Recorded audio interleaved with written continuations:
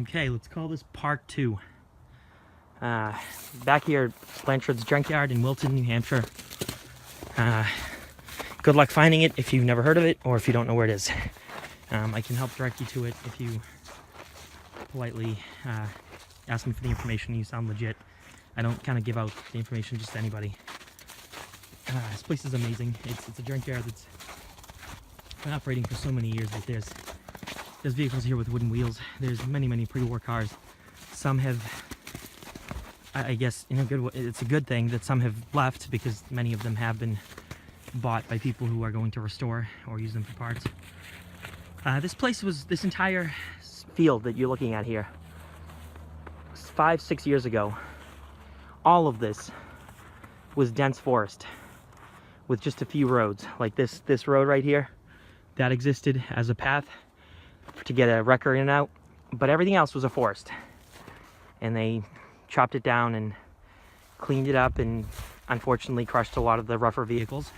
Let's keep walking here while I talk. And, I saw many 40s and 50s cars were being crushed left and right. I saw with my own 2 eyes a 40 Buick and a 40, I think it was a 41 Studebaker being crushed right here at the premises. They brought in one of those mobile wreckers, more crushers I should say. Anyway, let's look at some of the cool stuff here. There's some really amazing things here. I mean, this is wild. I'm making this video, it's January of 2016. And here we have a 1961 Pontiac. So, I mean, think about how long this car's been here to be in this condition. You know, I mean, yes, it's 65 years old, but at the same time, there's a flippin' giant tree growing through the middle of it. I mean, that's pretty wild. This is legit. This isn't, you know, this car hasn't been reassembled around this tree as some kind of a gag. And you can see this several places around this junkyard. There's something wild like this to be seen.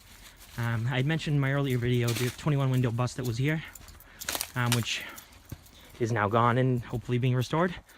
These rougher 2 buses that are here, there's one right here that I just showed you, and way across down there there's another one.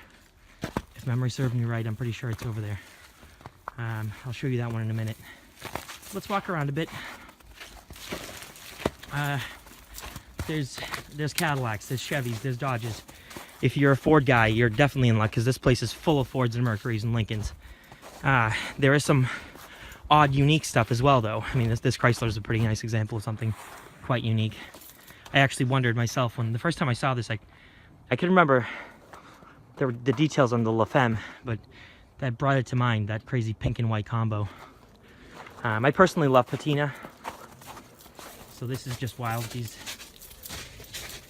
vehicles with brushwork on them it's just wild. And look at this, Boston, Massachusetts. The phone number, it's not yet a phone number with an area code. It looks like it's an 8-digit number, I guess. I don't know how that worked. I know that the phone numbers used to be like 5 or 6 digits for a few decades there, you know, post-war decades.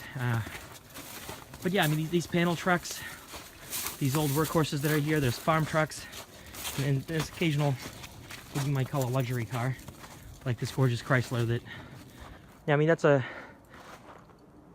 beautiful car. It predates the forward look by just 1 year. But, you know, there's a ton of advanced design Chevrolets here.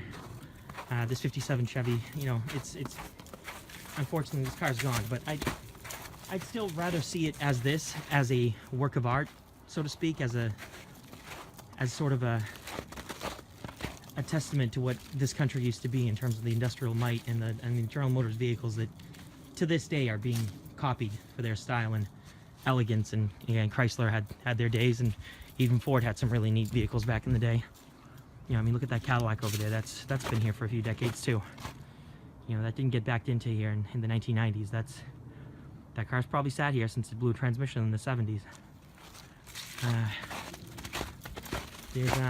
mean, I was born in 1979. Most of these vehicles that are here, if you do some investigating, if you look at inspection stickers, or sometimes you'll find a registration in the glove box, they've been here longer than I've been alive in most cases. Most of the old ones, of course. I mean, not not some, you know, Honda Civic that's at the front gate that just came in the other day. Oh, and speaking of the crusher, that's still here.